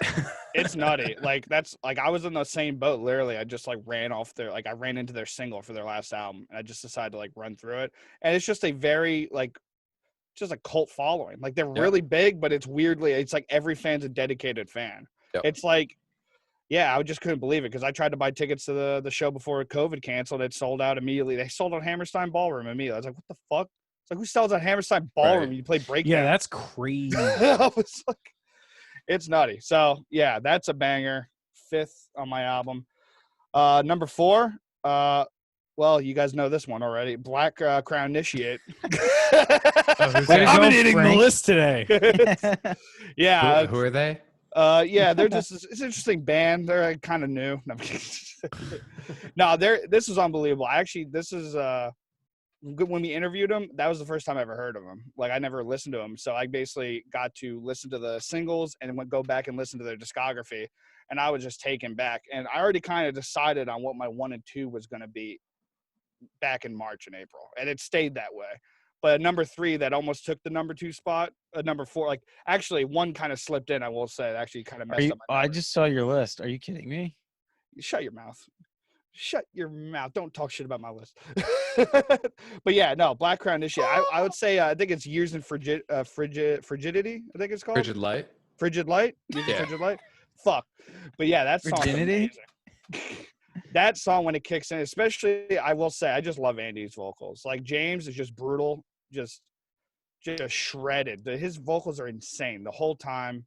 Andy, his singing, it's just like the perfect counterparts. Like they're just so good at what they do. And like, you know, like you guys said, I can't really say much more about them. You guys are. They dropped years in Frigid Light like as a standalone single before they even teased they had an album in the works. I was like, oh my god, new Black Crown song, like this is amazing. And then it just disappeared. Like a week later, they just gone, taken offline. And I was like, what the hell? Why? And then like a month or 2 later, I think it was the Vox and Hops interview Matt did with Andy. He was like, yeah, like that was just a demo. Like nothing had been properly recorded. Nothing had been mixed. Nothing had been mastered. We didn't have any plans or anything like that. And I was like, no, that sounded like an album song. Like what? Why'd you take it away? I'm very happy they put it back. It's one of my favorite songs on it. Like I'm trying to think how that would be if like our like pre-pro like got out. Like like how much it changes. And I'm like, oh, I would feel the same way. I'd be like, holy shit, no. Oh yeah, it'd be like, oh yeah, here's that new Hath song that came out. It's called KFuck_V2_ version 3_R2. half of it's not the same as there's no lyrics. There's no solo. Why'd they put the solo for Santana Smooth like in the middle of it? That reminds me, I have to tell you about a great idea. I will say that's kind of amazing they got it offline before it just got sucked into Reddit. Well, they posted it. I don't know what happened, but like it was the best teaser I feel like they could have done. They were gone for 4 years. This banger song just pops up. They're like, hey, here's a song. And then a week later it disappears. It's like, okay, you just like kickstarted the hype machine in overdrive. Like, come on, let's go. Dude, yeah, it's unbelievable. Like I was so blown away. and it was such a nice band. Like, again, never heard of them. Like, I just never, for some reason, never heard of them, and just to get thrown in my lap, like, hey, we're interviewing this band. Here you go. And I just listened to their whole discography. Like, what the fuck? Like, this exists? Like, what? I envy you just finding it all at once. Oh, yeah, dude, it's nice. I'm jealous. Oh, it was such a treat. That was probably like one of my favorite moments of 2020 was that. It was just like, oh, I'm just going to sit here. I bought both their fucking vinyls off their Bandcamp. Like, I was just like, I don't listen to it. Oh, because I can't listen to it. I'm still mad about the Hatebreed one. It still hurts. But yeah, that's my number 4. Number 3 is going to be kind of interesting because it kind of, the Acacia Strain, Slow Decay. Now, one, I love Acacia Strain. They're kind of like we talked about Hatebreed, you get what you pay for with the Acacia Strain. But they kind of do, like I said, Hatebreed does like put a little things here and there, but they stay like about 85% Hatebreed, and then they experiment just a tad, just enough to keep things interesting. Acacia Strain, I think, is because they switched so many members, but like each album, they just somehow, even though like their whole essence is just being as brutal as possible and starting basically as much violence as they can. And it's like, oh, you think breakdowns and just heaviness will get old, right? It's like, the fuck did they keep making it? Like, this album might be their best. I'm like, how? Also, the most creative way I think I've ever seen an album get dropped. They just dropped EPs, each letter, DK, and it was 2 songs. And then they dropped the album with 2 extra songs over the course of a couple months. And I was going to ask you if this was the same album. Yeah, it was. Yeah, it was. They dropped, the 4 EPs, I think, or 5. Yeah. How much was it? Yeah, 5 EPs. Yeah, it was insane. Like, I was like, oh, okay. I remember I was just walking around going to work. I think at the beginning of the year, I was like, oh, shit, more Acacia Strain. It was like 2 weeks later. I was like, all right, that's interesting. What? But I will say, I think I have it on my phone. The one song I'd recommend, it's just, there's All Hitter, No Quitter, like Crippling Poison. I think it's just very short and just, if you want to do drywall work without tools, like just put this song on and just rip. You got popcorn ceiling you want to get rid of? Yeah, put that song on. You'll have it down in 4 minutes flat. It's a banger. Sounds good to me. Yeah. And then my number 2 was on Chris's, actually. Loathe. I let it in, and it took everything. I can't believe this is number 2. Yeah. Well, yeah, whatever, bro. Dude, the way you jerked off about this album, I'm surprised it's not number 1. Oh, but I jerked off about the first one too a lot. Yeah, Loathe. I think it's, I agree with everything Chris said. I just think it's an experience. I think going back to albums, you can just play it from the beginning to end. This is actually just a journey. Like, for how many different sounds, like everyone compares them to Deftones, so they got that essence of Deftones, yeah. But they got like this like shoegaze. They have like one song where they kind of visit like black metal territory for a little bit, where it was like, what the fuck did that come from? They got their breakdowns, they got their heavy grooves, and they got these like atmospheric songs that just come out of nowhere. And it's just like, if you just put the first track on to the end, you're in for it. Like, you're just gonna have a great time. It's, unless you really hate that sound, then I guess it sucks. Bud. Like, it's one of the guys, like, find another album, I guess. But if you like what they're putting out, I think it's one of the most creative albums of the entire year. And I think, especially for them, I think this is their jumping off point. I think this is like if, I think even with COVID happening, I think if COVID didn't happen, I think this band, one, we probably wouldn't have been able to interview them. I think they would have been already exploded by the time we tried to interview them. Like, I think they were set. They're all over Kerrang and Metal Hammer, and it's literally every album. Oh, really? Every website I keep seeing, like, they're on it. Revolver had them. Yeah. And this is during COVID where they're not touring or anything. They just sit at home and do a few interviews, and people just like the album. I haven't seen almost any interviews. I've just seen like 1 or 2 times they made it, but it's literally everyone just like, oh, this album, number 1. Like, just all the tech YouTuber guys, all the guitarists, like everyone bought baritones, fucking the Jazz Master. I think the Fender Jazz Master, whatever that is. It's just like, it's sold out. My friend was like, I got to buy one after he heard Gord. I was like, all right, cool. They out Deftones the Deftones. Yeah, right. Well, when you listen to it, I thought it was an 8-string.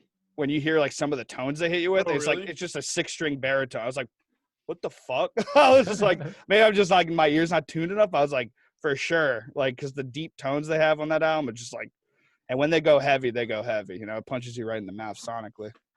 It's just true. And the song, it's kind of weird. I just said the heaviest, but the song I'd recommend the most actually from it would be Is It Really You?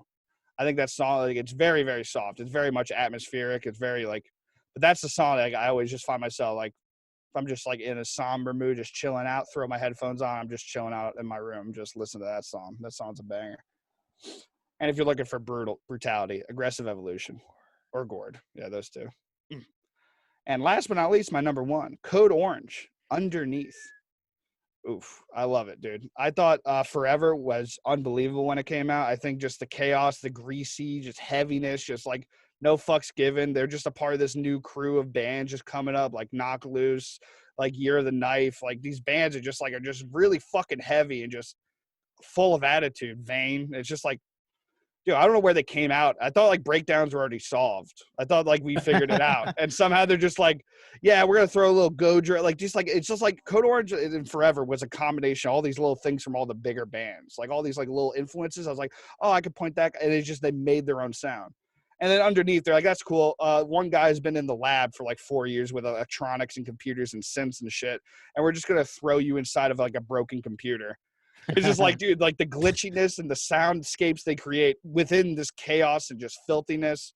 They just kind of put shit like that. They do. It's nuts. They put whatever you liked on Forever. If you like Code Orange, you know, for people that like Code Orange, they put everything to 11 and underneath. You like the singing parts? Well, guess what? The singing parts are 11. So you say like this is better than Forever? I think it's got everything Forever has and more. I think I like songs on Forever. Like I love Forever, the title track, a lot. It might be one of my favorite, but I think of everything like technically they put it to the next level on this album. Because you have songs like Swallow the Rabbit Hole. Holy shit. Yeah, that was nasty. Reuse a joke. If you want to do drywall work really quickly, again, throw that fucking song on. You'll fucking clear the whole house out, dude. You don't even need a wrecking ball. If you want to knock down a house, put those two songs on. In Fear and that and Swallow the Rabbit Hole. And then, you know, I like how they honey dicked you with the album too. Like they put out like a yeah, they did. Like what was it? I think they put out Underneath, the title right? track. Yeah, the title track, which is very much like a very electronic, like not singing, but it's like almost like talking. I think it almost kind of compares a little bit to like Trent Reznor's. I don't know why I can't think of the Nine Inch Nails. Like a little bit. It's just kind of weird. Like when you come from that was like Forever. The number one comparison. Yeah, you come from Forever. Really brutal. Like even Bleedy and the Blur was like kind of like their rocky song, punk. But most of the album was really like hard, heavy music. And then Underneath comes out. It's like, what the fuck? It's just like she's just talking and singing. And then they hit you with Swallow in the Rabbit Hole, which is just again, all their skills turned to 11. It was like, I think that's like the song that really represents the album, which is, I hate picking singles. I feel like I'm just not a true fan here. But it's just like, yeah, the single, they did it right. That was a great single. Like it really. The music video was cool too. It kind of introduced their maskless drummer. Yeah, that was interesting. Because the drummer Jamie went to be the front man. Yeah, the front man was a singer and drummer, and he became the front man. They just got a new drummer. Yeah, I learned. He went full WWE, as a lot of people said. Well, yeah. Speaking of that, when are they going to make more WWE theme songs? I was gonna say too, for such a young band to blow up so quickly. This is only their third album, and they're in with the WWE. They've done like 3 or 4 theme songs. Yeah, yeah. They well, it's nuts because you know they kind of had, even though they were the same band, they were Code Orange kids. They had a few albums and EPs and stuff. Oh, but like they're a band. Like they even have a weird like shoegaze rock band that they had a song. It's a hilarious. It's the same exact core group with like one extra girl who's like on a keyboard, and it's like the complete polar opposite. Every comment of that, I'll tell Chris to text you when I find it. I forgot the exact name of it, but literally every comment like, are you fucking kidding me? This is Code Orange. You just see all these baby face Code Orange, like it's like, and they're just hilarious. Like just singing, just like almost like emo, like kind of. It's like, what the fuck? It's just like, this is not the same people. I think we saw them at Poughkeepsie when they were Code Orange kids. Yeah, they opened for Killswitch. Yeah, they were Code Orange kids. And I remember like, this is interesting. And I'm like, they're so young. Yeah, and when you hear him on like Jamie Joss's podcast and some of the interviews, like dude, he is an amped up dude. Yeah, he's very much like the lead singer Jamie. Like he's very much, he understands. Like they all probably have their say, but he's very much the lead. Like where he's like, no, this is what we're gonna do. Like he like sets the whole package of what they're gonna do on Twitter and everything. Their persona. Vision. Yeah, because well, he must, because literally, like even with the so live, he's the guy who spaces out all the letters on Twitter. Probably. I'm assuming that's some dumb shit that he probably did. With the little knife at the end always. Oh, yeah, there's always the knife. I'm like, all right, whatever. Yeah, but you're paying attention, so... Yep. Yeah, it does. It must be working. But, like, they were the first band to do the when the COVID hit, they had a live show. Their album was coming out. Like that they had it prepped, like... Yeah. They were ready. The week that was really that, good. most states went into like mandatory quarantine, Yeah. they had that shit ready like that week. Yeah, because all the this shit was Saturday. packed in. Fucking Everything was monster. packed in. They were like, well, we could take it out. But it's like they called up Hate96, I think his name. I forgot what. He's like a videographer for like heavy, like hardcore. Oh yeah, bands. Hate56. Hate56, yeah. Yep. Yeah, and he just called them up and they're like, well, we have everything there. Just put the cameras up and film us and just put it to Twitch. I didn't realize Hate56 did all that. Yeah, Yeah, he works with all of them. Hate56 Yeah, he works with them on every one of their streams. So Pete, I'll have to send it to you, but Hey56 shortly after that posted a video talking about how they did it, and he talks about like how they set it up and stuff. I didn't know that. I it's knew cool. he's like Philly local or Philly adjacent. Like he works with a lot of Philly bands. I mean, 856. Yeah, obviously. But like all of his shows are like, not all, but a lot of the stuff he does is like Philly venues, and then he'll like randomly be in Australia with Knocked Loose or something like that. Yeah, he posted a few, I think at least one video where it was like, so he has several cameras set up, and he used an algorithm to like change the camera angles. Interesting. So it was like on the left side of the screen were the camera angles that he chose, and on the other side were those angles, and you could like see like how he can do stuff like so quick. And it's like, well, like half the work, like a lot of it's done here, or could be done here. Yeah, That's cool. it's nutty. And I will say, just even though I was like one of the first bands that did it, seeing some of the older bands stream, and no offense to them, but like they're used to crowds. For a band that's like very high energy and most of their shows are filled with violence and energy, man, they rocked out as hard as they would if that venue was full. It's like they even called out like my you favorite really got part. to sell that. Dude, my Like, favorite was the Pit call out for Twitch. He's like, where are you at, Twitch? Where are you at? He's like, let's go. My favorite was the comment. There was a comment. It's like, if I stage dive at home and one of you guys catch me, like, it's just like I was like, God damn it. But yeah, that's my number one. And yeah, dude, I think all around package, even besides their performance throughout the year with their streams and everything, I think they just crushed 2020. Well, there you go, guys. Our top 5 albums of 2020, metal albums. Yeah, obviously mine are the best. Yeah, you picked 5 number ones. Can't compete with that. I know, right? Crazy. You guys all could have done that. Dude, I had a 5, I had a 4. Where's my number one? Well, Fuck. before I let you guys go, what's the latest update with Hath? I know you guys dropped a brand new music video for Atropos off the High VP. Sorry, my voice scratchy right now. We're working on the second full length. It's we'll say all the songs are in a close to finished state. We got we wrote more songs than we had to, but we've got the final track listing picked out in terms of what songs we're going to use, and we're just combing through them and finding things that we like want or need to change and stuff. But we're getting close to the point where we're gonna enter the studio, I think. So there, do you ever have the urge just to put out singles or EPs or anything like that right now, or you just Always. Yeah. But you go in the full length route instead? Yeah. This is gonna be a full length, but we're not opposed to the idea of like EPs or singles or anything. We like things to be a complete package. Of course. Well, you guys have been killing it with like the whole artwork thing. Like you guys remastered and put out the EP, like really nice album art and thanks. Well, the vinyl art too. Yeah, Hive, HIVE, Hive, Hath, Hive. Get it, Hath, Hive. It's out there. The vinyl, the shirts, it's all Hath, Hive, Hath, Hive. Just to be like a good Hive. It's on Bandcamp, YouTube, everywhere. I got both vinyls. Spotify. Oh, really? Yeah.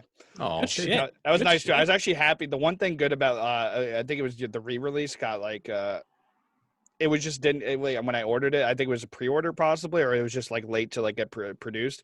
It's Yeah. not, that the only benefit for like a vinyl being bought and then like 2 months later it comes is like it's just a present randomly. Yeah, sitting it was. It's like, oh What shit! is Like, this? yeah, I'm like nice. Yeah, so at the start of the year, I think there was like a major vinyl factory or something like caught fire. Yep. So Yeah. like vinyl for everyone has been backed up all year long. Damn. On top of COVID. Yep. This is a separate thing completely. Wow. And so like that's why things have been like late or pushed back. Yeah, And of course. it sucks, but it's just crazy. Apparently there's not a lot of places where you can get vinyl. Which is kind of weird because I feel like I didn't know that until Physical. this happened. Yeah, it was like the one factory in the U.S. that produces, like, chemically produces the lacquer to make vinyl records. And it was like, oh yeah, the whole place burned down. It's like, oh So- fuck. The monopoly crashed. Absolutely nuts. Yep. And you guys also put out some cool merch. Just plugging that right there too. Oh, thanks. Yeah, The we've hand and the hive, right? to kind of repeat, we are a merch company that we are a clothing company that uses music to advertise. You guys put out some nice beanies for the cold weather we're gonna have. It's gonna We're be. trying. We're based out of New Jersey, so we have 16 degrees apparently next coming week. Oh yeah, Days. it could snow close to 2.5 feet on Thursday, I think. Yeah. So today it was 60 degrees Fahrenheit. Yep. No, you And just need a t-shirt. And in 3 days, we're going to get like 2 feet of snow. So that's So the New Jersey shit. If you want to prepare for that 3 feet of snow, massacremerch.com, search for Hath. We got shirts, we got long sleeves, we got beanies, we got patches to sew on your winter jackets. we got long underwear. We got Go those get it. you slap and the hand warmers. We got it all. I still There's want a those bunch of- other merch ideas you guys had. We talked about earlier, so I expect that in the next pre-order. Hatheters. I'm saying. Hatheters. I want to get. I can't wait for spring. We're gonna do booty pants for men and women. Yes. We're gonna do tank tops for men and women. We're gonna do like beach umbrellas. We're gonna do bathing suits. We're on top. Beach towels. There you go. I can't wait. All right, guys. Well, thank you for doing this. I really appreciate you taking the time out of your day. Busy schedules, to go and do this with us and share your top fives. And in the description below, guys, we'll have each recommended track. We'll have the top five there too. Actually, no, you guys have to listen the whole way through. Yeah, fuck them. Make them listen to the whole I'm gonna listen to thing. the whole thing. And if you Don't bury that comment with lead. timestamps, I'm deleting it. I'm coming out. I'm against that. I want to see full plays. I don't want to see partial plays on these bands' Bandcamp pages. I'm looking at their stats. I'm hacking. I'm signing in as them. I want to see the stats. I'm on like 3 VPNs. Yeah. You ain't fucking hiding from me. Bud. What the Listen fuck did here. you just fucking say to me, you little bitch? I'll have you know I'm hiding behind 300 VPNs. Okay, guys. Well, thanks again, and enjoy the rest of your night. Thanks for having us, Oh bud. man, nice seeing you guys. See you guys. And we'll go back to the Metal Teddy Bear Experience podcast right now. He's your host, Chris. We got Jesse. What's up, dude? We're back again. We back. So I hope you guys enjoyed this nice little special episode, bonus episode, whatever you want to call it, for our top 5 albums of 2020. Shout out to Pete and Frank of Hathl. Check out their stuff as well. Check out their brand new EP. It's remastered and has a new track on it, Atropis. So shout out to them coming on the show and sharing their top 5s of 2020 with us. Yeah, it was total dope. And also, they're just a great band too. Not like we can't have any musician on here and not jerk them off at least a little bit. I feel Just like as- people if you're a band and you're going to join the Metal Teddy Bear Experience, you're going to get jerked off. Like, yeah, unless you suck. If we don't jerk you off, then there's something bad. I'm kidding. I just sell us out. Like, if we're not completely jerking you off, There's a band that sees they're like, I don't want to go on the show now. yeah, it's like you better be good because Little we're gonna be like, hesitant. "Hmm, But make sure you guys like and subscribe and ring the bell. Follow if it's on like Spotify or some other service. Shout out to Frank for showing us the app that he followed it. So yeah, right there. Just if you guys were curious of where you can find it, if you're watching this on YouTube right now, if you're already listening on Spotify, you can watch us on YouTube as well.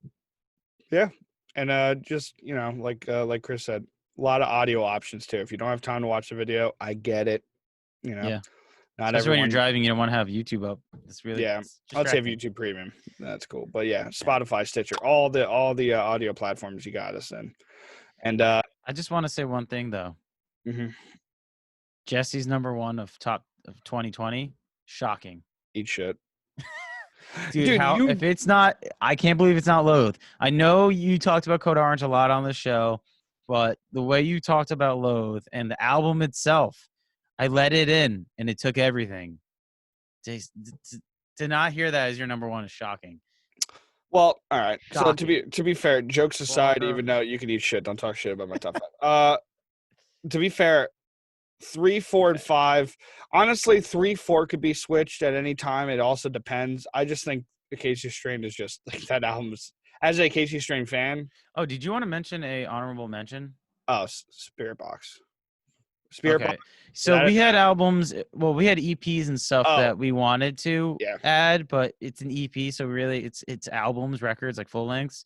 So there's some stuff that we left off. So like Kill Switch, Engage, B-sides were very good, stuff like that. And then there's a lot of singles out this year. So Jesse had Spirit Box. Yeah, the Spirit Box, all the singles, Blessed Be, Holy Roller, the remix for Rio from Crystal Lake, and then the new Constance. I think the video and the song together might be the masterpiece. Like, it's just unbelievable together as a piece of art. It's unreal. And then also as an EP, like, because I can't pick an EP, Aborted EP that came at the beginning of the year. 3 songs of, if you just stayed to fuck, you just want to get your face shredded off. It's just 3 songs. Just, oh my God. It was one of the first things I reacted to back in March, I think, or April. Holy shit. Yeah, I remember being like blown away because I remember the single released at the end of 2019. I was still working at at my job. I don't know why I didn't want to say that out loud. Yeah, I worked in the city, and I was on the bus. I remember like, holy shit. It was like Aborted. Like, and Jesse's reactions are genuine, so he's listening to the first time. Yeah, definitely. He doesn't listen to them prior and then give fake reaction. He gives you genuine. Why are you saying it sarcastically? Like, I do that. I am. I'm saying it genuinely, like you would. Unbelievable. No, real that. Wow, man. Unbelievable. But yeah, I think Spirit Box is unbelievable, and I wish they had an album because they probably would have been my number one, honestly. If you had just those 3 tracks and then a bunch of bullshit, instant number 3. If all those tracks sucked except for those 3 tracks, instant number 3. If there was one more great track at that level of those 3, instant number 1. Like, dude, Spirit Box is like, their whole discography is dropping and dropping right there. Well, that's not fair because Loathe and Code Orange could also switch at any moment. Like, this is what I was trying to say. Loathe, I think as a whole, the album is a better experience as a whole. I think from playing first to end, it's amazing. But what Code Orange does is just there's this feeling. I love chaos. That's one of the reasons why I love Dillinger. There's just something about when a band can just bottle chaos and just throw it in your fucking face like a hand grenade. Still make it sound good. Yeah, and make it sound good, especially with Code Orange adding this insane layer. Like, I remember when we interviewed Loathe, they did the same thing. The album before I Let It In, they had a little bit of the stuff they did on this album. A little bit. Just a little bit. Like Code Orange with Forever. There was a little bit of like the electronics, a little bit. I feel like Code Orange also, like, you knew they were going to take it in a different level. Like, because that's kind of how like Jamie always talked. That's how they always like gave off their persona. They were always going to do something different and unique. So when I heard Swallow the Rabbit Hole, I was like, oh, okay. Yeah. This makes sense. Well, even if you just let the music talk, they kind of have the same progression, which is kind of interesting that they're both at my 1 and 2. And dare I say they could be tied for 1. Like, it's strictly mood. Like I said, Loathe, I think they're really heavy. I think there's heavy parts I love. And then there's like there's just Two-Way Mirror is just so different from Screaming, which is so different from Hit It on the Head or whatever, the Heavy is the Head. Is It Really You? There's like 3 almost ballady type atmospheric, like melancholy, like this feeling and energy that each song brings. It's as a piece of art, it's insane. But Code Orange, like I said, it's just there's just this feeling, man. Like all the tracks, Soulful Surrounding, I think is amazing. I think I will say I think the album is a little weaker. Maybe like Before Underneath, like there's like 2 tracks. I kind of forget them a little bit. I still like them a lot. Like I listened to it before, and I remember like Yeah, I know I'm like almost underselling Code Orange now as I'm comparing to Loathe. Yeah. But that's what I mean. But that's also kind of actually going back to Pete. When Pete's number 2, he literally said, "Yeah, I kind of don't give a shit about the 2 track." Like literally, it's kind of the same thing. Like that for one, the first half, maybe 3/4 of this album is unbelievable. Like the second you hit play and you just go through, it's just unreal. The soundscapes they're creating, especially as a band that goes from forever to this. Yeah. Unreal. And that's why it's my number 1. And again, it could be a mood. If I'm kind of sad, kind of not feeling it, and I just want to lay in my bed, listen to music. Just want to vibe. Loathe is always going to be the vibe band, unless Spirit Box is there. But if in the context of the top 5 albums, Loathe was doing that for me. Anytime I was feeling kind of down, I would throw on the title track, Is It Really You? And there's one more that's kind of like that. All right. It's like a ballady, whatever. Those 2 songs, and then when I'd start peppering up, I'd throw Gord on and start like pretending to think of all the violence I wanted to inflict on walls and just punch holes and everything because it's just so fucking. So don't be around Jesse when that album's on. Don't. No, I don't hurt people. I hurt objects, and because I'm so weak, I hurt myself against those objects. I've never punched a hole through a wall. I've always hurt my hand. It's stupid. You know how many times I've lost to a drywall? You know how thin a drywall is? Yeah. It's kind of crazy. You've seen my house. You got those soft hands, man. I remember I got like it's not bragging. Sleeping tablet is not a sleeping tablet. Yeah, right. Literally, it's a marshmallow. I guess. Like, good thing I didn't box. I guess I didn't get into fights. I would just throw elbows, dude. I wouldn't throw fists because apparently my punches are shit. Well, there's this one album that I was really debating on, either 5 or 6, and it ended up being 6th. It was Paul Bear's Forgotten Days. Yeah, I really, really enjoy that album. From front to back, it was just really good. Very chill. Obviously, it's heavy because it's doomy, but it was just really relaxing. Every song flowed into it nicely. There's some really good choruses by, oh my God, why am I blanking on his name? Anyway, there's some really good melodies going on right there. And Paul Bear, number 6 for me. Honorable mention. And I will say, I think there's something to say. I think people kind of forget, especially in this year and this time of singles, and like you kind of look how Acacia Strain did it with like the EPs with the 2 songs. It's like how you have to digest it because a lot of people don't like full albums. One, people don't have a lot of time. People attention spans are short. But I don't know, man. There's always something to me like the amount of extra points you get when I can just hit play and just not let my ADD take over and have to like look through my phone for the next song. It's like hit play. Every time I die's discography, boom, I just play. Like I remember I used to skip to my favorite songs, and then just one day I was on like a 3-hour drive, I just let it play, and I was like, oh shit. And Loathe is like that. Honestly, I think every one of my top 5 is like that. Casey Strand can play through Dance Gavin Dance, Black Crown, all of that. Bangers, and it's good times. Well, guys, we're gonna have this all in the comments below or description below. So make sure you check that out. Have recommendations down there. And again, guys, subscribe, like, comment. Very important for algorithms and all that good stuff. But we just also want to know that you're enjoying the content. Yeah, let us know what we're doing right, what we're doing wrong, respectfully. Obviously, I'm a sensitive Fuck that boy. guy in his red stretcher. Yeah. Fuck that guy in his Can that guy get any redder? He has a red beard. He has a red face. His sweatshirt is painfully red. Actually, my headset's red. So, like, what is my problem? I didn't realize how fucking crazy I look. I look like a retired Santa. Like, I just look like, Christmas took its fucking toll on me, buddy. Let me tell you. It took its toll. All right, guys. Thank you for joining us on this special episode. Until next time, keep it real.